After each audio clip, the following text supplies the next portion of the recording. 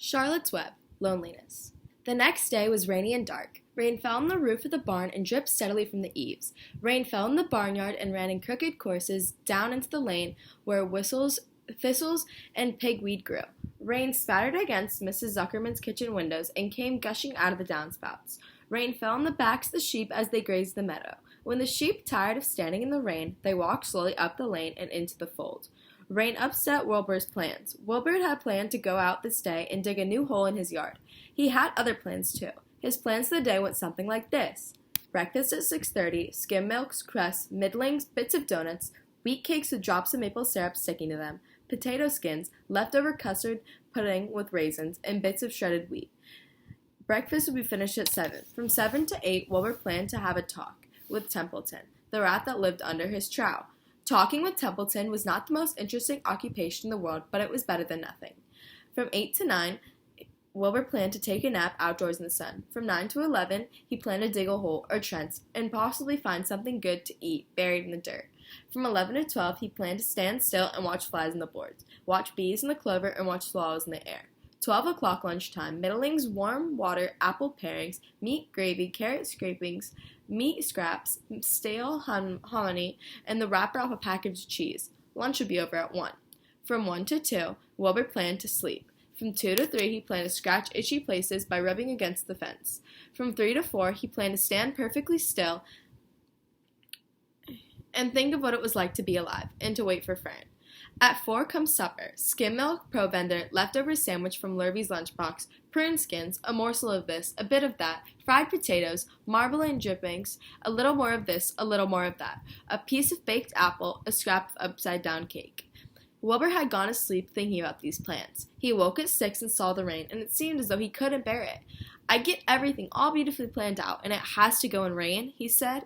For a while he stood gloomily indoors. Then he walked to the door and looked out. Drops of rain struck his face. His yard was cold and wet. His trough had an inch of rainwater in it. Templeton was nowhere to be seen.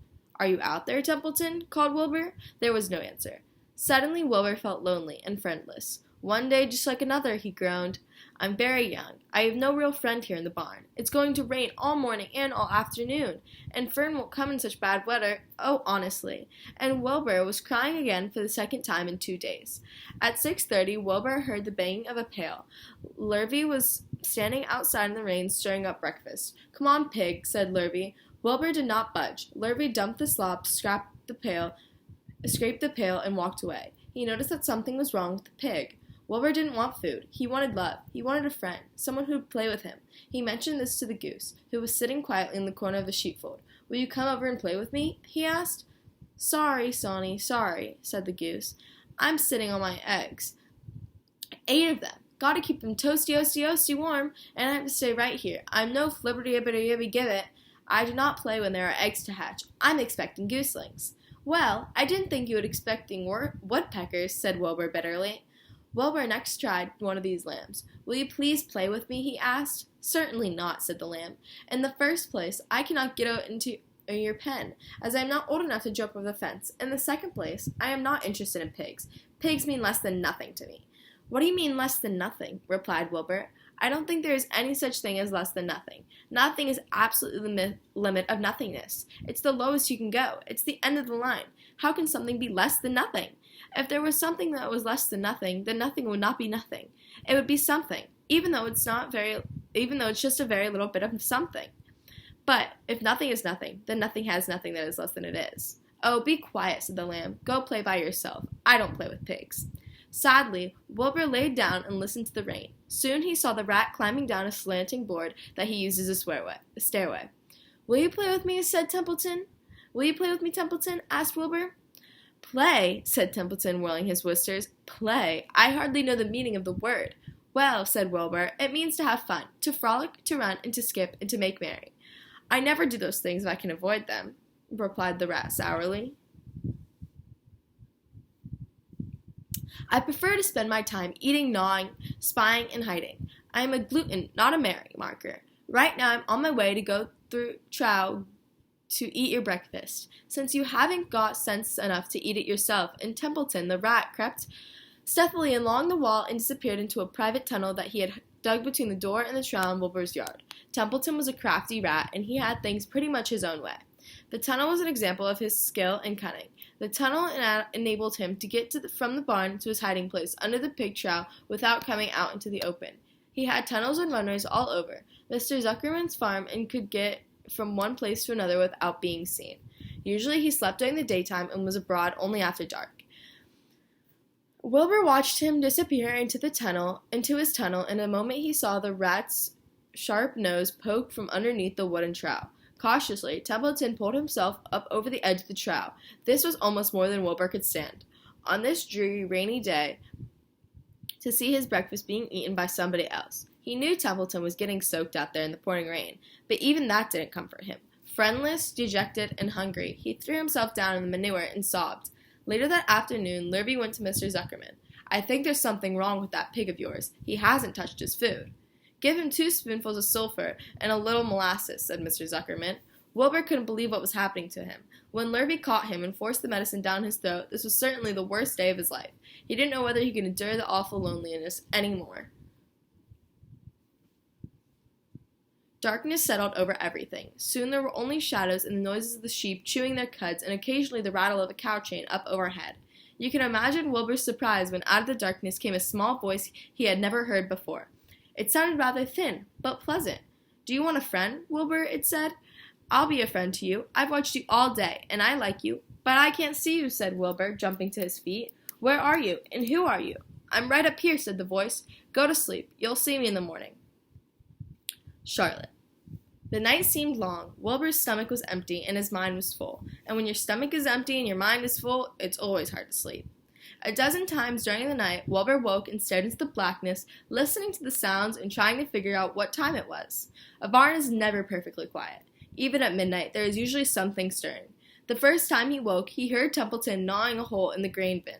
Templeton's teeth scraped loudly against the wood and made quite a racket. "That crazy rat," thought Wilbur. "Why does he have to stay up all night, grounding his clashers and destroying people's property? Why can't he go to sleep, like any other decent animal?" The second time Wilbur woke, he heard the goose turning on her nest and chuckling to herself. "What time is it?" whispered Wilbur to the goose. "Probably about 11:30, said the goose. "Why aren't you asleep, Wilbur?" "Too many things on my mind," said Wilbur. "Well," said the goose, "that's not my trouble. I have nothing at all on my mind. But I've had too many things under my behind. Have you ever tried to sleep while sitting on 8 eggs? "No," said Wilbur. "I suppose it is uncomfortable. How long does it take a goose egg to hatch?" Approximately 30 days, all told," answered the goose. "But I cheat a little. On warm afternoons I put a little straw of the eggs and go out for a walk." Wilbur yawned and went back to sleep. In his dreams he heard again the voice saying, "I'll be a friend to you. Go to sleep. You'll see me in the morning." About half an hour before dawn, Wilbur woke and listened. The barn was still dark. The sheep lay motionless. Even the goose was quiet. Overhead, on the main floor, nothing stirred. The cows were resting, the horses dozed. Templeton had quit work and gone off somewhere on an errand. The only sound was a slight scraping noise from the rooftop, where the weather vanes swung back and forth. Wilbur loved the barn when it was like this, calm and quiet, waiting for light. Day is almost here, he thought. Through a small window, a faint gleam appeared. One by one the stars went out. Wilbur could see the goose a few feet away. She sat with the head tucked under her wing. Then he could see the sheep and the lambs. The sky lightened. "Oh, beautiful day it is here at last. Today I shall find my friend."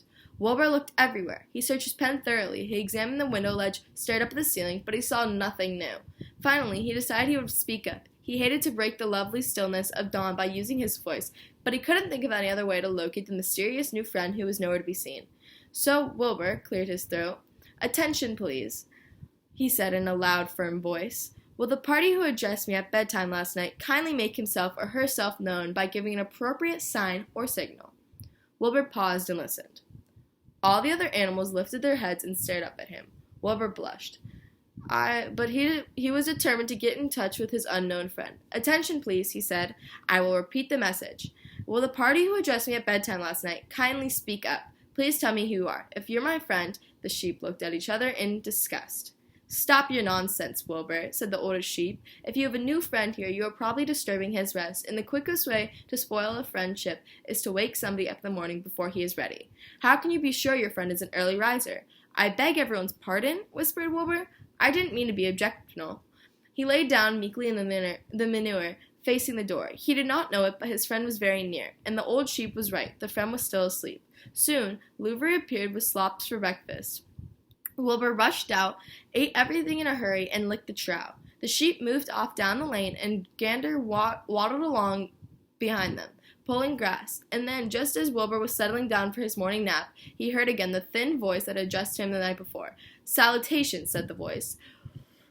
Wilbur jumped to his feet. "Sal what?" he cried. "Salutations," repeated the voice. "Where are they, and where are you?" screamed Wilbur. Please, tell me where you are and what are salutations." "Salutations are greetings," said the voice. "When I say salutations, it's just my fancy way of saying hello or good morning. Actually, it's a silly expression, and I'm surprised that I used it at all. As for my whereabouts, that's easy. Look up here in the corner of the doorway. Here I am. Look, I'm waving." At last, Wilbur saw the creature that had spoken to him in such a kindly way.